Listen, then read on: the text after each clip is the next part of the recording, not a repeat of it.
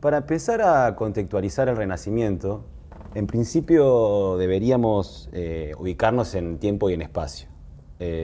Si pensamos en qué siglos estamos hablando, fundamentalmente vamos a estar hablando del siglo XV, pero también del XIV y el XVI.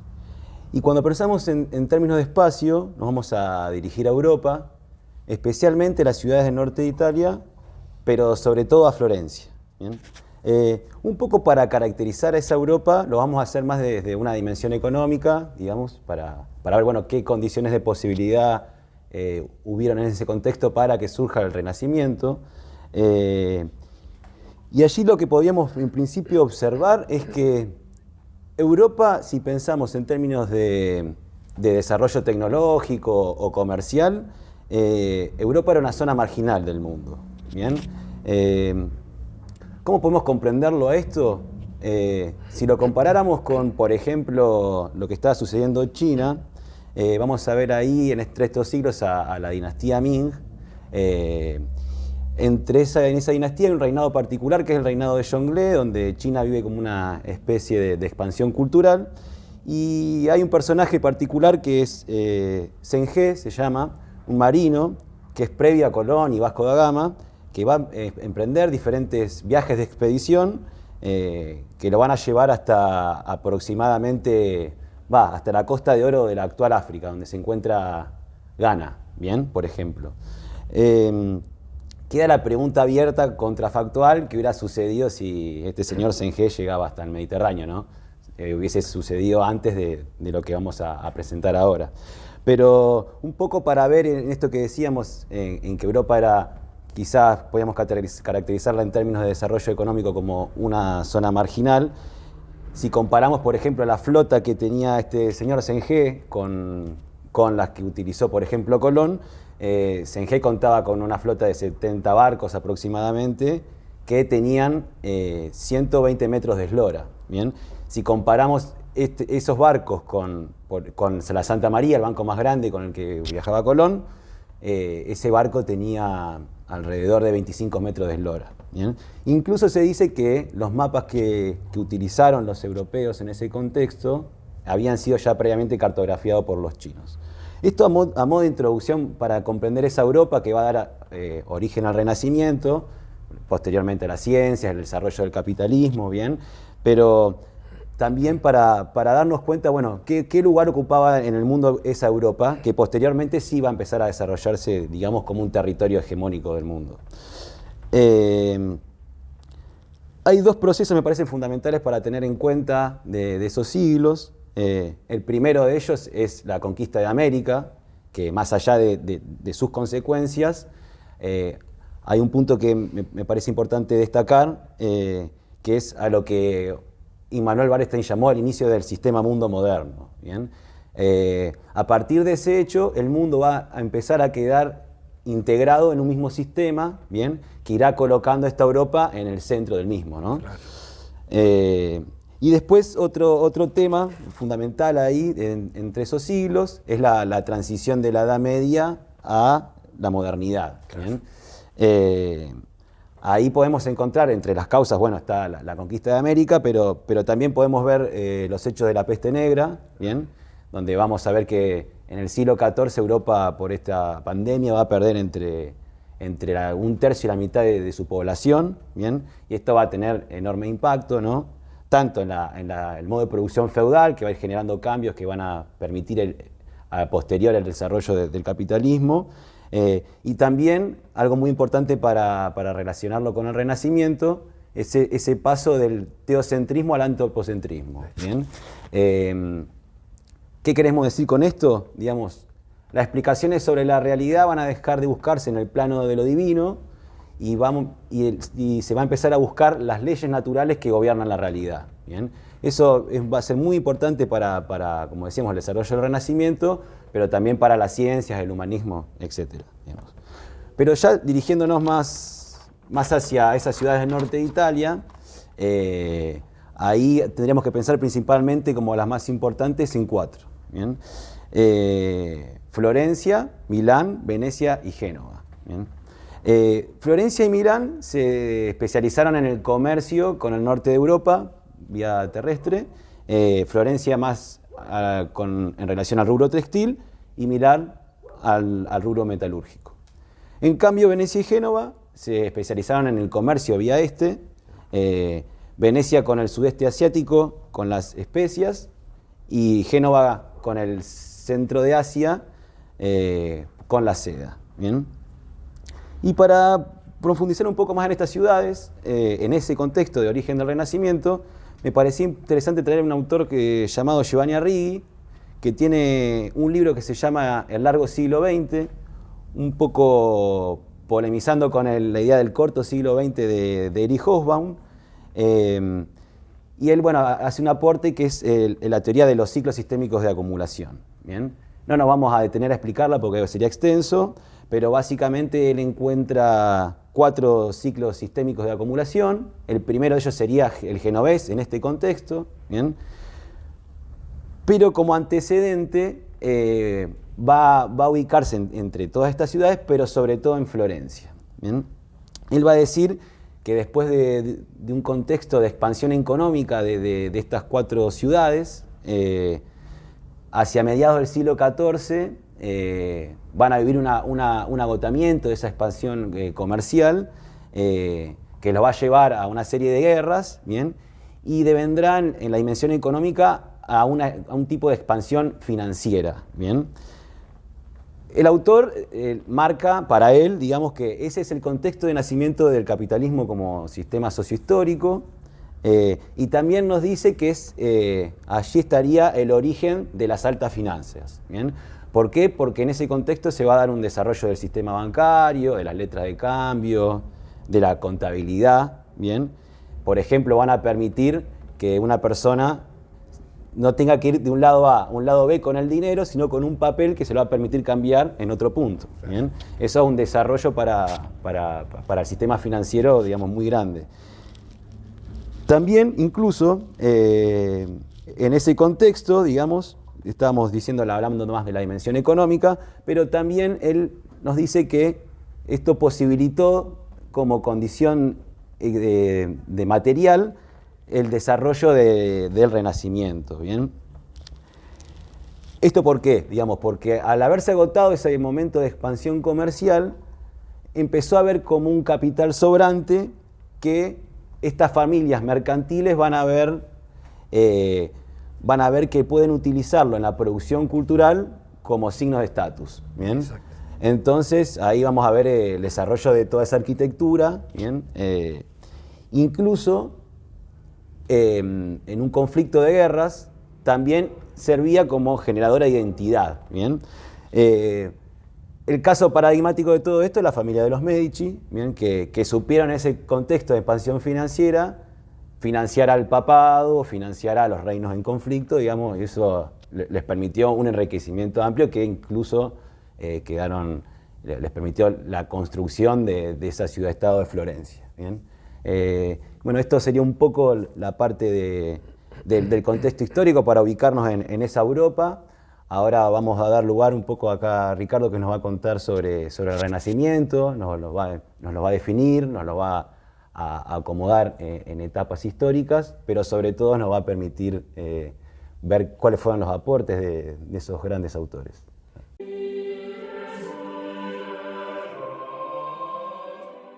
Después de la tan lúcida introducción de Rodrigo, empezaríamos caracterizando el tema acerca de este movimiento pendular que tendría el arte, que vamos a usarlo para organizar precisamente los distintos momentos que vamos a revisar, desde el Renacimiento en adelante, pasando por el barroco, etc. Y que básicamente se caracteriza, está constituido por 2 grandes realidades que se van y pendularmente a ir cambiando de protagonismo, que serían por un lado la existencia y por otro lado las esencias.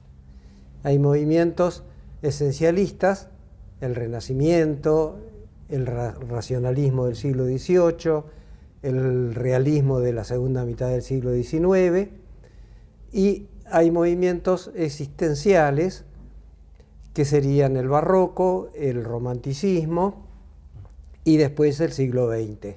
No de gusto en el siglo XX se inventa la filosofía de la existencia, el existencialismo. Las características sobresalientes, más que darlas teóricamente, me parece más interesantes que dejar que vayan aflorando a medida que hablemos de las obras de arte, donde se ve con muchísima claridad cómo son. Por lo que no hace falta, me parece, hacer una exposición abstracta de un tema que después lo vamos a ver con mucha claridad en las obras. En cuanto al Renacimiento, entonces, es este primer movimiento, como muy bien caracterizó Rodrigo, y que siglo XV, siglo XVI, está así establecido en los textos históricos.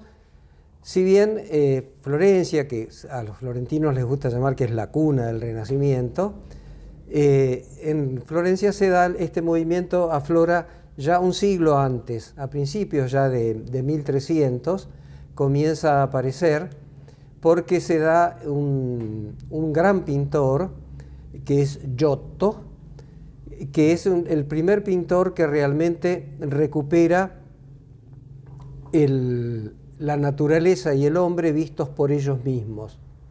Es decir, frente a la concepción simbólica de la Edad Media, aparece otra vez y se jerarquiza lo humano por un lado y la naturaleza por el otro, por ellos mismos. Tienen un valor intrínseco.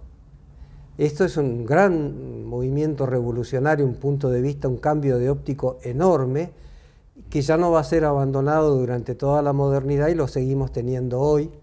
Por eso parece interesante el estudio de estos períodos, porque no estudiamos un periodo, un capítulo muerto de la historia, estudiamos, como quien dice, las fuentes. Es decir, es interesante porque mucho de lo que para nosotros hoy es un automatismo cultural, que lo manejamos cotidianamente entre nosotros, para ellos fueron descubrimientos, incluso a veces descubrimientos peligrosos, porque se oponían a una concepción de la realidad que muchas veces los rechazaba. Para ellos fueron descubrimientos, fueron invenciones, ¿no? Así que es interesante ir a las fuentes para ver dónde mucho de lo que para nosotros hoy pasa impensadamente en la vida cotidiana tuvo un origen y se originó allí, en este periodo. Y uno de los primeros entonces que lo puso en marcha es este pintor Giotto, 1300 como número redondo, y que es interesante esto también para ver el concepto de Renacimiento, que fue rápidamente reconocido, porque vieron que normalmente las vanguardias son rechazadas, son resistidas, porque precisamente modifican un orden anterior que no los quiere. En cambio, Giotto, curiosamente, si bien introducía una concepción de la realidad muy revolucionaria, fue muy aceptado. Por ejemplo, Dante, nada más ni nada menos que Dante, contemporáneo de Giotto, en la comedia, en la Divina Comedia, ya lo coloca como el gran protagonista de la pintura de la época. Fíjense, en el Purgatorio está la cita, es extraordinario. Y poco después, Cennino Cennini, que escribe un libro sobre arte, da una definición con mucha, pero la da con una, ¿cómo diríamos?, casi como descontadamente, porque se nota que el ambiente aceptaba esta afirmación tan definitoria, porque él dice, Giotto rimutò l'arte del dipingere de greco in latino. Giotto, dice, cambió el lenguaje del arte, del pintar, él le llama griego en esa época al bizantino, que era el que representaba precisamente el modo medieval del lenguaje pictórico, que fundamentalmente se caracterizaba en lo contrario, es decir, las figuras son genéricas, tanto las humanas como las de la naturaleza. ¿Por qué? Porque lo que importaba era el mundo sobrenatural. Así que allí eso era solo pie, el mundo inmanente, era solo pie para ir al otro, allí es donde había que poner la mirada, porque esa era la realidad. En cambio, Giotto no, Giotto cuando tiene que pintar una higuera, va y mira una higuera. Cuando tiene que pintar el manto de la Virgen, va y mira un manto y lo reproduce, lo imita. Aparece el concepto de imitación de los griegos. Así que es muy grande esta modificación que introduce Giotto y, como digo, ampliamente aceptada. Y eso es lo que casualmente justifica el concepto de Renacimiento, porque precisamente, ¿por qué fue aceptado? Fue aceptado porque no es que se tiraban al vacío de una novedad absoluta, no, renacía. ¿Qué es lo que renacía? Según ellos, renacía el mundo greco-latino, que había quedado subsumido por la distinta concepción que había introducido el cristianismo en Europa. Ustedes saben que el cristianismo se origina en Palestina y por lo tanto trae de allá muchos elementos de la concepción semita de la realidad, que eran diferentes, no digo ni mejor ni peor, digo diferentes de los griegos y de los latinos. En términos religiosos, por ejemplo, para marcar algunas de estas características, el cristianismo introduce el dogma. Dogma no existía en las religiones grecolatinas. Introduce el pecado, introduce la fe. Todo esto era desconocido por las religiones grecolatinas. Hay un famoso texto que incluso es de San Pablo, o sea, uno de los que venía, que se maravilla porque en Atenas encuentra un templo que habían construido los atenienses para que en ese templo todos los que vinieran de afuera de la ciudad y tuvieran otros dioses pudieran ir a celebrar a sus dioses. Esto es inimaginable para las religiones semitas. Entonces tenemos como primer representante pictórico de este movimiento a Giotto, que, como digo, entonces tiene que, como dirá después una definición que fue muy usada, un historiador del siglo XIX, Michelet, él afirma que es la vuelta al hombre y a la naturaleza.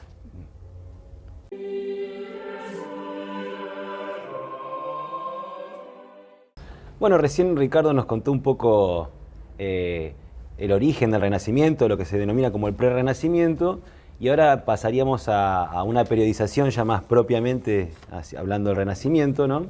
En la que la vamos a ubicar entre el primer, el segundo y la etapa clásica del Renacimiento. Bueno. Así que, bueno, contanos un poco sobre estos principales autores, cuáles fueron sus aportes, empezando por el primer Renacimiento.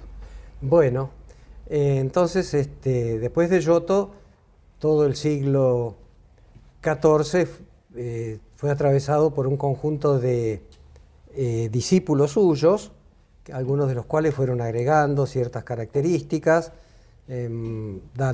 por dar un ejemplo, Maso di Banco, uno de ellos, fue el primero que utilizó ruinas romanas para hacer la escenografía de una de sus pinturas. Hay un santo que hace un milagro y está instalado en unas ruinas romanas. Ustedes saben el prestigio que va a tener después, sobre todo desde el romanticismo, la visita a Italia, visitar Roma, visitar Florencia, para recuperar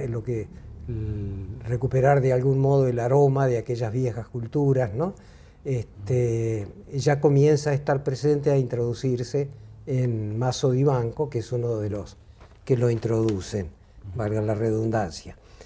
Y después, bueno, entonces ya entramos en uno de los siglos ya llamados del Renacimiento, que es el primero, donde a principios ya del siglo aparece una gran irrupción de una serie de características que precisamente van, valga la redundancia, también a caracterizar al Renacimiento, es decir, la recuperación de ciertos elementos que habían sido en la Edad Media dejados de lado por la concepción de la Edad Media y que en el Renacimiento reaparecen y se revaloran. Uno de ellos, por ejemplo, es el retrato.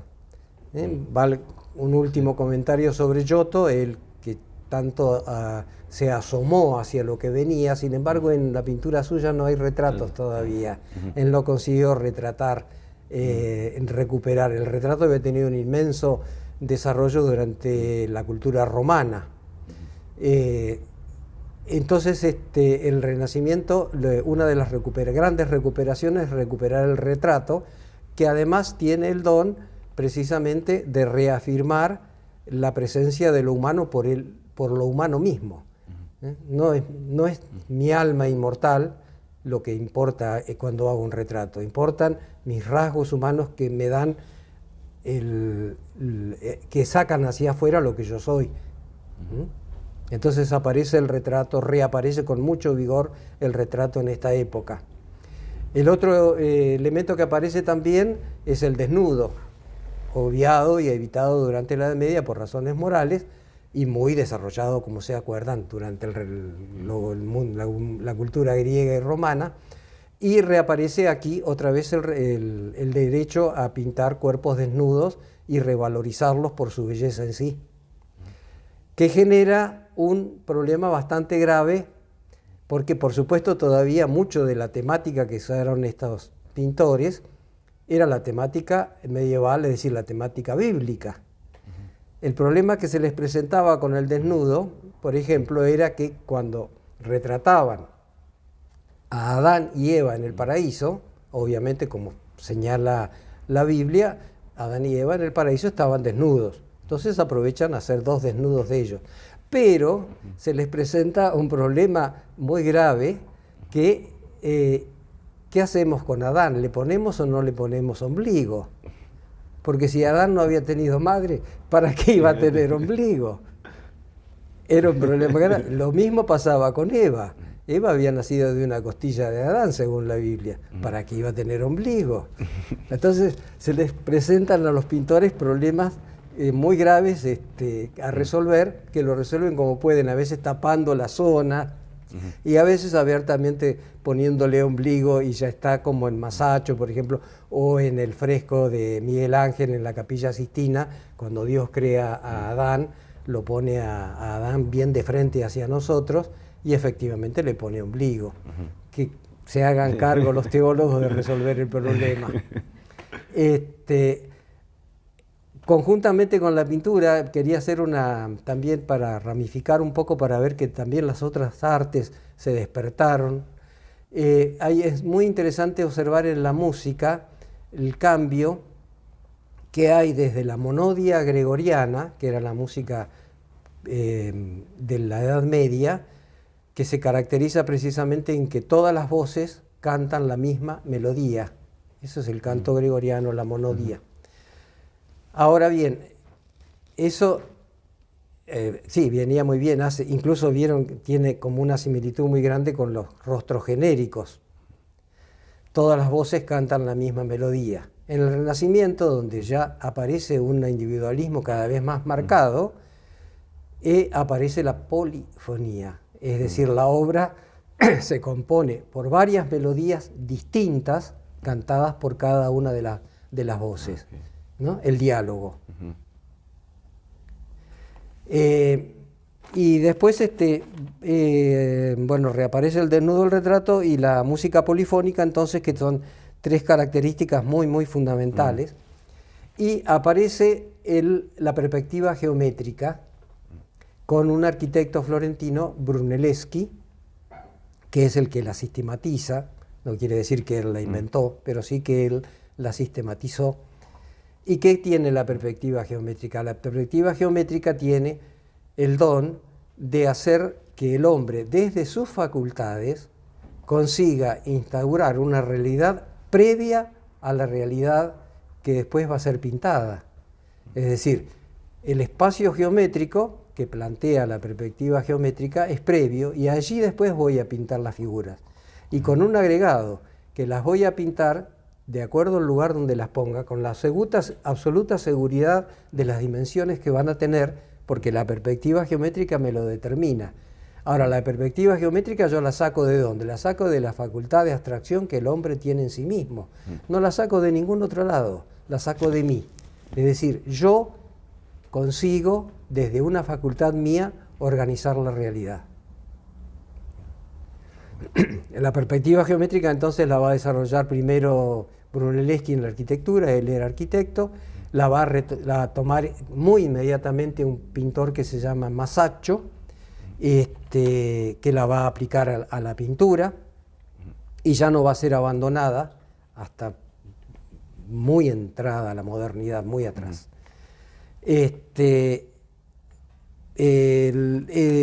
Después, dentro de todo esto, hay tanto para hablar, imagínense, es un movimiento inmenso. Yo estoy dando algunas características sobresalientes, pero no quiere decir que no haya tantas otras. Quería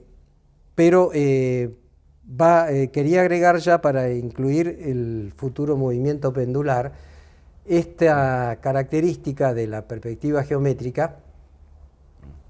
Si bien me instala a las figuras con la dimensión perfecta, como buena geometría me las instala inmóviles. Y eso va a ir creando una constante incomodidad, porque la existencia no se caracteriza por ser inmóvil, se caracteriza por lo contrario. Entonces ya dentro de este mismo periodo aparece, por ejemplo, un pintor, Botticelli, perdón, nada menos, perdón, Botticelli, que va a agregarle, hasta donde es posible, un cierto movimiento lírico a las figuras, ¿no? Le va a dar una sinuosidad a fin de que este inmovilismo que provoca la perspectiva geométrica no esté tan presente. Entonces, de a poco, él va a introducir esta figura. Otro de los artistas que también del mismo momento, que se llama Pollaiolo, va a introducir escenas de muy fuerte dramatismo, a efectos precisamente de que las figuras tengan que esgrimir una maza o un arma, o tengan que caer heridas, de modo tal que un poco este dinamismo venga introducido.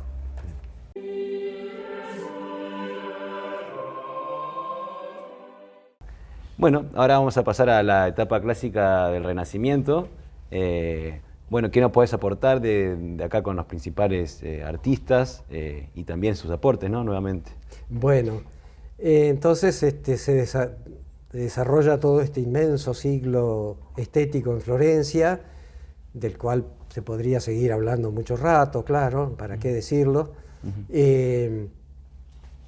Y que termina por confluir en grandes artistas, que por eso se le denominó a esta época periodo clásico, que serían las últimas décadas del siglo y las primeras del siguiente, de las primeras del siglo XVI entonces, y que están centralizadas en la figura de Leonardo, de Miguel Ángel y de Rafael.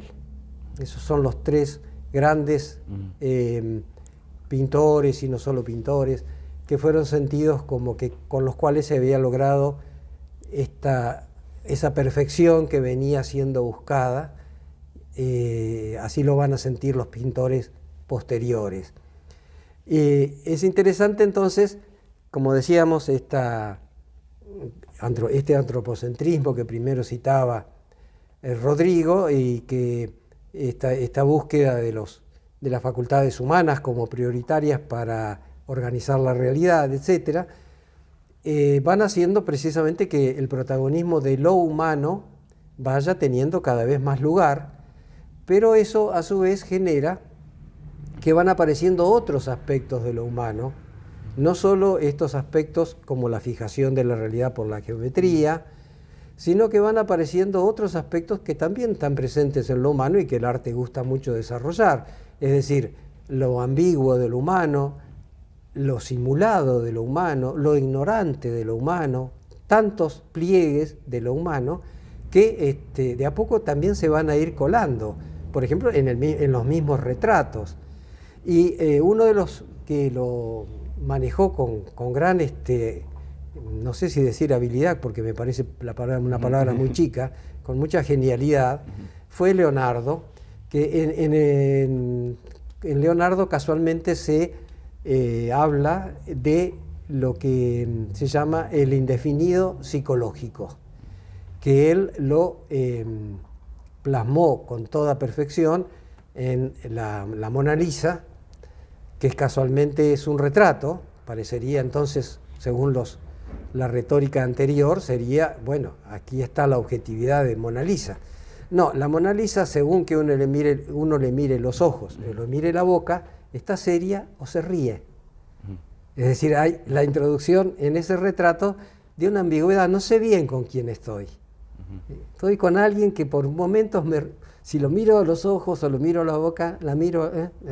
Entonces aparece con mucha claridad en Leonardo este principio de lo ambiguo psicológico, ¿no?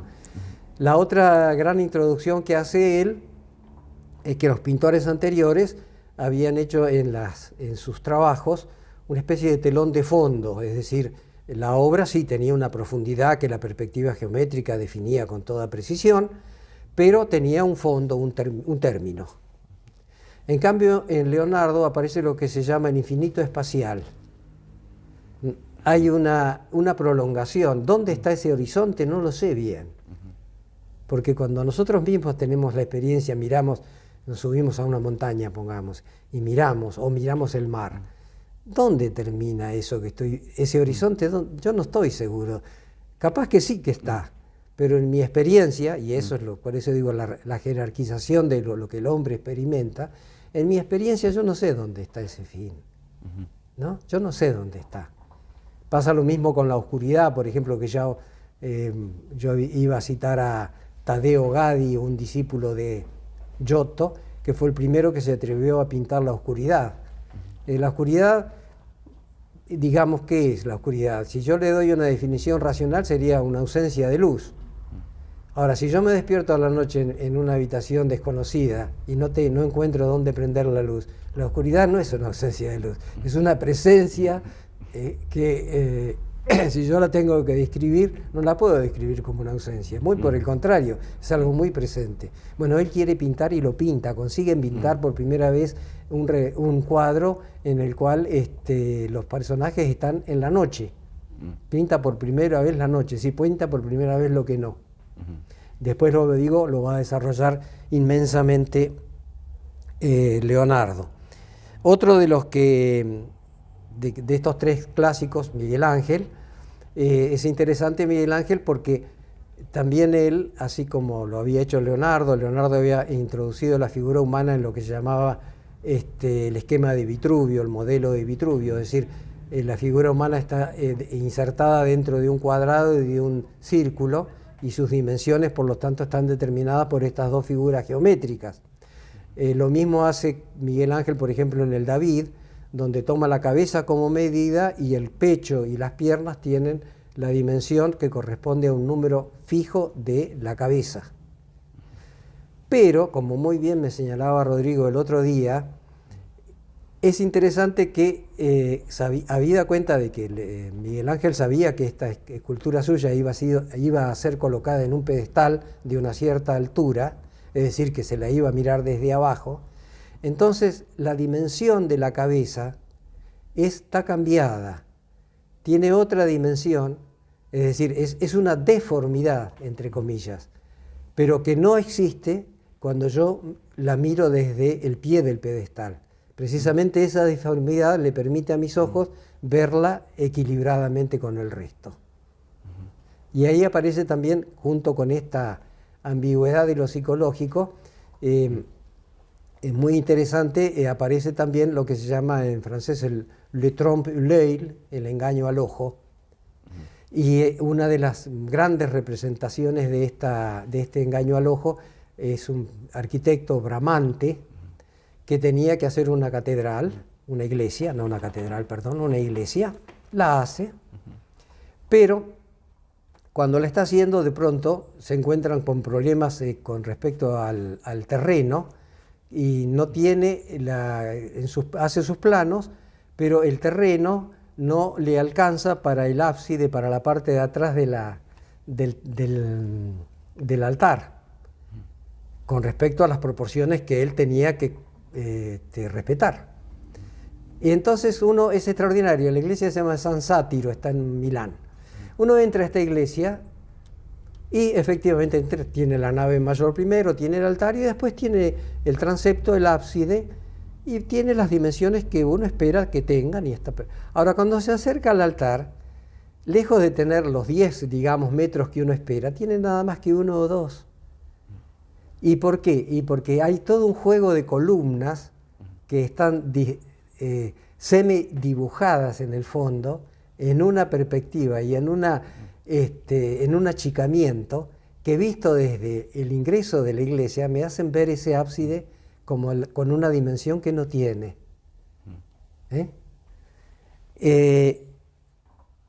Largamente, entonces, bueno, después de ellos dos, está también Rafael. Brevemente lo quiero citar también, porque en Rafael percibían estos pintores posteriores un modo de presentarse las figuras con una perfección inigualable.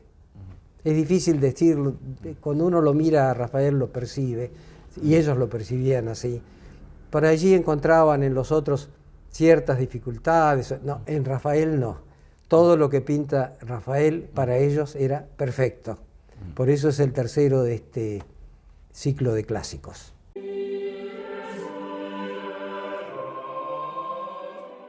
Ahora nos quedaría por charlar la etapa denominada el manierismo. Bueno, particular, un poco hemos llegado con la etapa clásica a un agotamiento, se ve, o a un techo, y ahora nos va a contar un poco Ricardo sobre esta otra etapa del manierismo.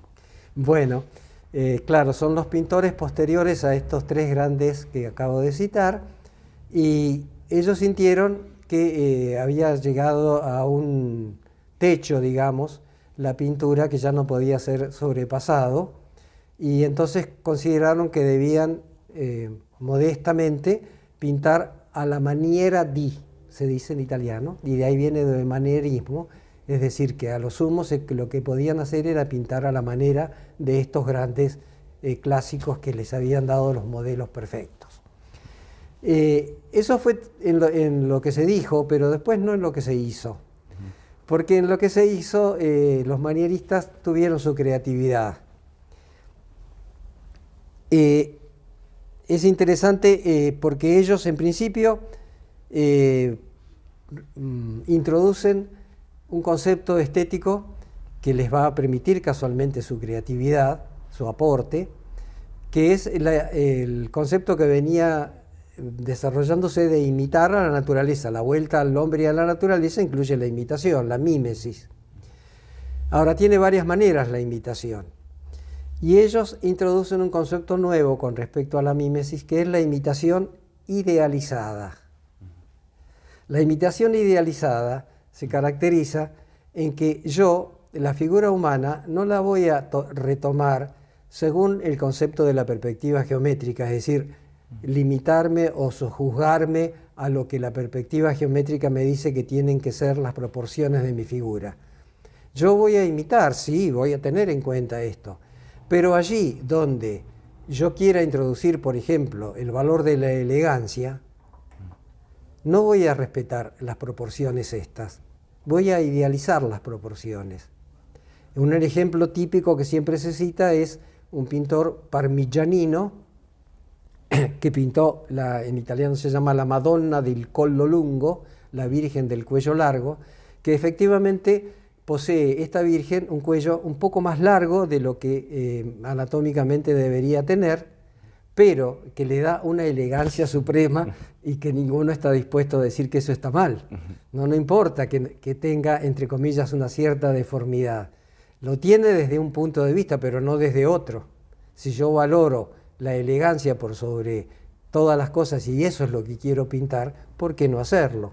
El mismo Jesucristo que ella tiene en sus brazos, se dice que si realmente estuviera allí se caería.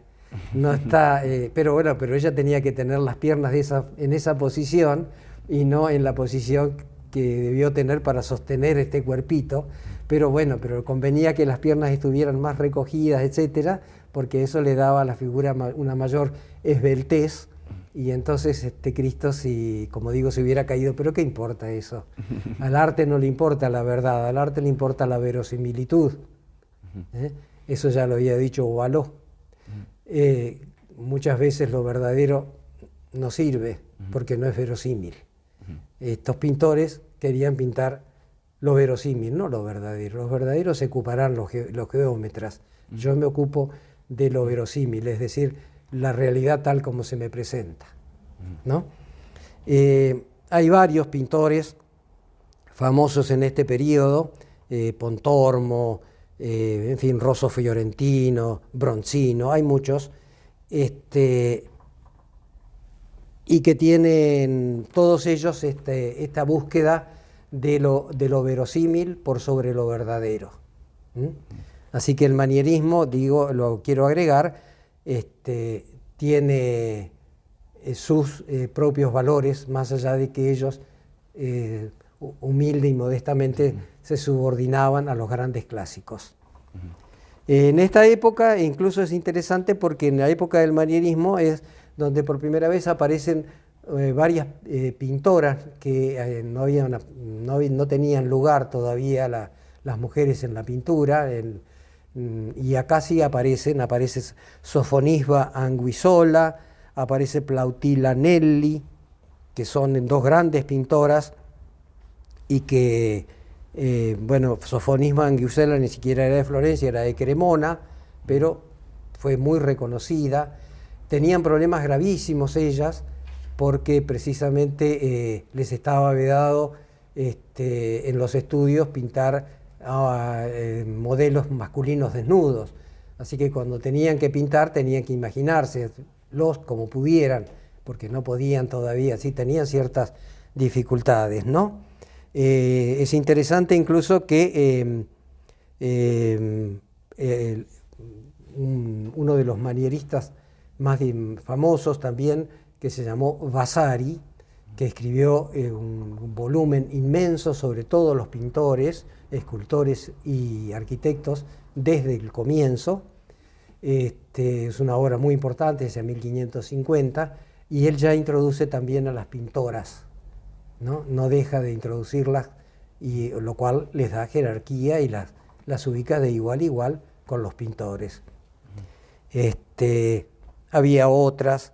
Hay una pintora flamenca también, Caterina van Hemessen, que se especializó en retratos.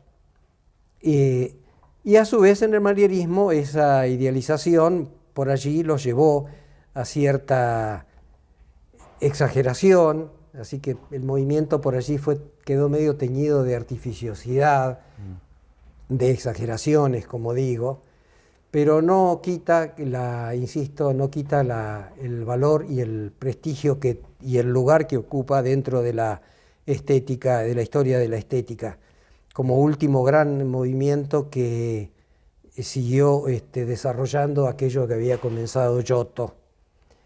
Incluso acá lo tengo anotado, por ejemplo, que Bronzino, uno de ellos, tiene unas figuras que ellos ya estaban viendo ciertas dificultades y ciertas crisis, y las figuras suyas parecen estar como en un estado como cuando está uno a la espera de un inmenso peligro que está por sobrevenirle.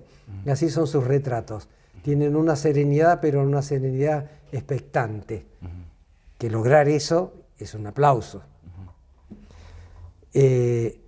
Bien, Rosso Fiorentino lo cité, Pontormo, Bronzino y el Parmigianino. Y también en escultura a Mannati. Florentino, él tiene una fuente, la fuente del Neptuno, allí mismo en el centro de Florencia, que está rodeada por figuras de bronce que también tienen esta, entre comillas, desproporción para fundamentar o recalcar, mejor dicho, poner en relieve la elegancia.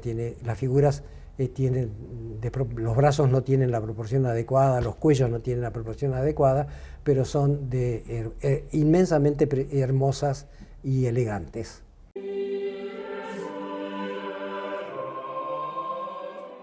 Bueno, y si tuviéramos que pensar en cómo vivían estos artistas, ¿cuáles eran sus condiciones materiales? ¿Vivían en lujos? ¿Vivían en la pobreza? ¿Algo intermedio? ¿Qué sabemos de esto? Bueno, sí, hay muchos datos que pueden darnos con claridad el tipo de vida que tenían. Va muy lentamente el artista aflorando como una profesión autónoma, muy lentamente, todavía estaba asociado a las actividades manuales, a las actividades prácticas. Por ejemplo, se nota mucho esto, hay varias referencias que se pueden tomar, pero fíjense, por ejemplo, en los nombres de los artistas. Muchos de ellos, el mismo Leonardo, que estamos hablando de Leonardo, era Leonardo da Vinci. ¿Quién era Vinci? Porque él había nacido en una localidad cercana a Florencia que se llama Vinci. O sea que no tenía apellido, era Leonardo. ¿Cuál Leonardo? Ah, Leonardo el de da Vinci. ¿No? Estaban en ese lugar social, no lo mismo, no iban a decir que Lorenzo de Medici, no, Lorenzo de Medici, ojo, porque Lorenzo de Medici tenía poder sobre la vida y la muerte de las personas, digamos, ¿no? Y hay muchos artistas que tienen nombres así. Por ejemplo, hay uno famoso, yo lo citaba, Pollaiolo. ¿Por qué se llamaba Pollaiolo? Porque el padre tenía en una feria un puesto que vendía pollos. Y él, cuando no tenía trabajo de pintor, iba y lo ayudaba al padre. Y entonces le quedó el sobrenombre y lo llamaban Pollaiolo. ¿No? Hay uno famoso también en el manierismo, y eso que ya estamos hablando del manierismo, donde ya el artista había surgido al lado de lo que era por la época de Giotto, ¿no? Y sin embargo, bueno, hay uno, Andrea del Sarto. Andrea del Sarto. Sarto en italiano quiere decir sastre, porque el padre era sastre. Entonces, ¿cuál Andrea? Andrea el del Sarto, y ya está, ¿no? Así que los nombres ya nos caracterizan un poco donde todavía estaban ubicados socialmente los artistas. Hay un dato interesante también desde otro ángulo. Uno de ellos, Pontormo, llevó un diario, que es otro rasgo que conviene resaltar en el Renacimiento, la reaparición de la autobiografía, cuando se quiere, precisamente, se comienza a rejerarquizar lo humano por ello mismo, aparece y reaparece el género de la autobiografía. ¿Por qué no escribir mi vida? Mi vida tiene importancia. Pontormo, que era uno de estos pintores del manierismo, llevó un diario, que es un equivalente, digamos, a la autobiografía, y es interesantísimo porque allí casualmente nos cuenta su vida cotidiana. Y nos cuenta, por ejemplo, a veces invitaba a alguno de estos otros grandes pintores, que uno dice, ojalá hubiera podido estar, aunque sea sirviéndoles la mesa para escucharlos hablar, y cuenta el menú, y el menú era de una pobreza, pero avasalladora. Era directamente lo que se tiraba en las ferias, o lo que tiraban los señores, que estos iban y recogían y comían eso. Así que era más o menos cuando, bueno, si tenían trabajo que les hacían pintar, estaban, y si no, nada. Vieron, y qué sé yo, Dante mismo peregrina de corte en corte, porque si no, no tiene cómo sobrevivir, ¿no? Él vive, y ahora, claro, eso tenía un precio inmenso para los pintores, sobre todo, porque el señor que les daba protección y les daba de comer y dormir, les imponía condiciones, ¿no? Así que a veces incluso eran condiciones que estaban incluidas dentro del Renacimiento, y casualmente quería citar otro dato muy interesante del Renacimiento, y es que si bien siguen utilizándose los temas bíblicos y pintándose los temas bíblicos, se los actualiza en el sentido de que, bueno, por un lado ya Giotto, cuando pinta a la Virgen, no la pinta como era una pobrecita ahí casada con un carpintero pobre, así que así andaría vestida como ya la podemos imaginar, sino que la pone con unas capas de señora que ni de casualidad soñó la Virgen tener una capa de ese estilo y ese lujo. Pero la otra gran introducción es que estos personajes, Lorenzo de Medici me hizo acordar, porque él es uno de ellos, se introducen en las escenas bíblicas, se hacen pintar ellos, por ejemplo, la adoración de los magos que están delante del pesebre con Cristo, está Lorenzo y su hermano, y además, pillamente, los pintores se ponen también en un rinconcito, se hacen un autorretrato, y yo también estaba. Pero fíjense cómo se trastoca y como si dijéramos, se actualizan los temas. Soy yo que importa, el tema está a mi servicio. En ellos se nota mucho eso, así que esas tres Esos tres comentarios creo que lo caracterizan. Adelantándome, fíjense ustedes cómo el artista muy lentamente va surgiendo, que para hablar de los músicos, Mozart, por ejemplo, ya estamos en pleno siglo XVIII y estamos hablando de Mozart, que para nosotros hoy es el músico. Mozart en sus cartas protesta enormemente porque él estaba al servicio de un señor, si no, no tenía para comer, y le hacían poner la librea de los sirvientes de la casa. La persona que servía las mesas estaba vestida con el mismo disfraz que le hacían poner a él, que después se sentaba y tocaba el piano y hacía un concierto para piano que todavía hoy es un para siempre. Y sin embargo se lo hacían aguantar. Tanto es así que Mozart, ya lo vamos a recuperar, pero Mozart cuando muere va a una fosa común. Era nadie. Bueno. No, quería un último, si me queda un ratito, porque era interesante en Giotto, una otra característica que él tiene que es muy interesante también dentro de lo que él introduce, es que las figuras de bizantinas tienen siempre una mirada lateral, una mirada impersonal. Y en Giotto no.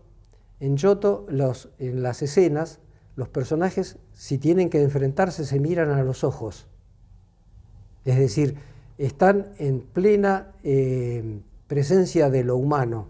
No es una mirada neutra, así como en el bizantinismo no había retratos para que no había rostros propios, tampoco había miradas propias y había una mirada hacia la nada, o si probablemente un teólogo diría que estoy equivocado, no era hacia la nada, es hacia la eternidad. Perfecto, no tengo problema en aceptarlo porque era así.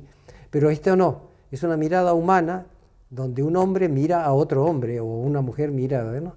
Y se va introduciendo mucho y de a poco van apareciendo personajes que nos miran a nosotros, es decir, que nos incluyen a nosotros en el cuadro. O personajes que, por ejemplo, ahí la escena es un milagro.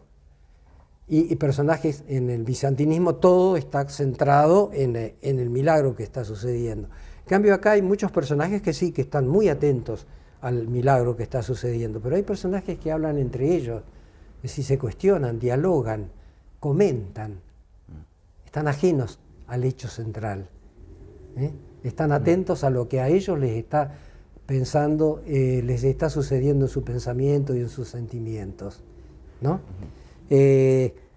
Digo solo una cita porque quería aprovechar esta cita de que los personajes se miran a sí mismos en Giotto.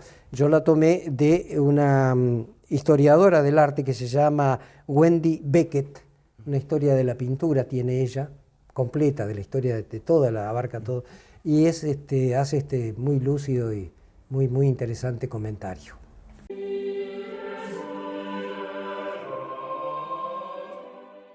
Entonces, bueno, sería interesante ya para ir cerrando, que concluyamos un poco a qué nos referimos con este primer movimiento del péndulo en el Renacimiento, en cómo lo vimos expresado a través de estos artistas y un poco introducirnos en el que viene, que sería el barroco. ¿Te parece? Bueno, entonces como veíamos, en el Renacimiento se da esta vuelta al hombre y la naturaleza y dentro del hombre el uso de sus facultades específicamente humanas para entender y manejar la realidad, tanto la exterior como la interior. Y eso implicó, como en la perspectiva geométrica que se nota muy claramente, una marcada intención de fijar la realidad, esa realidad flotante, esa realidad que había provocado esa inmensa amenaza que fue la peste negra que citabas y todo y demás. Empieza el hombre a sentir en el Renacimiento que con sus facultades puede fijarlas. Es decir, la palabra fijar es sinónimo de esencia.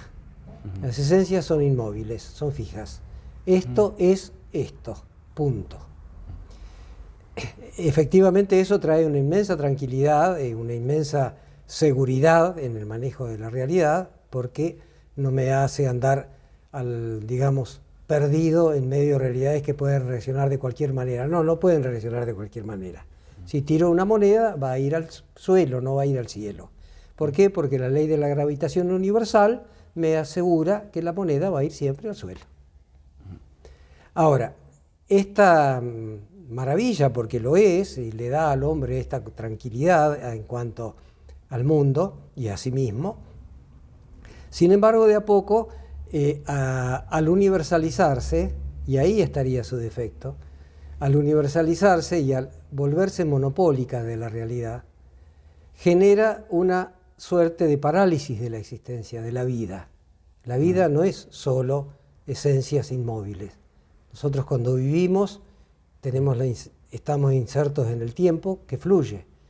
Vamos cambiando, va cambiando la realidad. Nosotros mismos estamos siempre con un pie hacia lo desconocido del futuro. Eso no entra dentro de las esencias, pero sí entra dentro de la vida del ser humano. Entonces, allí viene de a poco, cuando se va dando este monopolio excesivo de lo esencial que inmoviliza la vida, entonces empieza a haber una reacción, una incomodidad, porque los seres humanos quieren vivir. Y entonces de a poco comienza a darse un movimiento pendular hacia el otro extremo de la realidad, que es el extremo de la existencia. De a poco entonces comienzan a priorizarse aspectos de la realidad que las esencias no manejan. De hecho, el mismo término existencia, fíjense, que la filosofía puede definirlo todo, esencialmente, pero no puede definir la existencia, porque la existencia no tiene esencia. De la existencia solo podemos decir que existe. La existencia es ajena al ser esencial, pero no por eso deja de ser una realidad. ¿Y qué realidad? Estamos vivos, imagínense, basta decir eso. Entonces, el movimiento siguiente, que va a ser el barroco, va a ir priorizando aspectos y el lenguaje pictórico lo va a ir, y el lenguaje arquitectónico también, naturalmente, y ni qué decir la escultura, van a ir tomando ciertos aspectos que habían desconocido los renacentistas, precisamente para poderle dar protagonismo a la existencia. Va a haber es un movimiento muy conflictivo, porque a su vez después, ya lo vamos a ver, el exceso de monopolio existencial en la vida también trae sus consecuencias, que va a provocar el movimiento pendular otra vez hacia el otro lado, pero eso lo dejamos abierto para la próxima vez. Pero es interesante, en el barroco, si bien hay esta presencia de la existencia marcada, no solo va a ser, van a tomar ellos aspectos exclusivamente felices de la existencia, sino porque el barroco es un periodo muy conflictivo, muy duro, porque casualmente muchos de los descubrimientos que habían traído los renacentistas crearon en el barroco una desazón muy grande.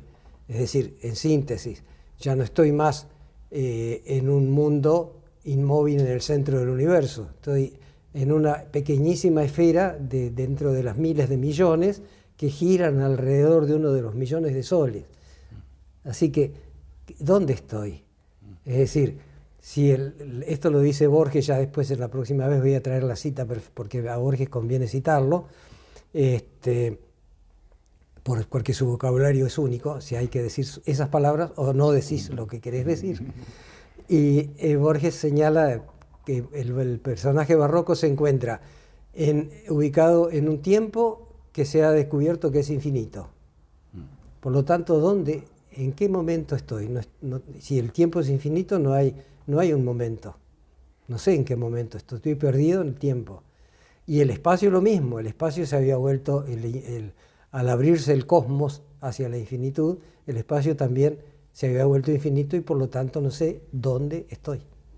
Esas angustias las van a ir de a poco metiendo en sus obras, como lo vamos a ver en diferentes autores, Caravaggio, por ejemplo, y muchos otros, Velázquez.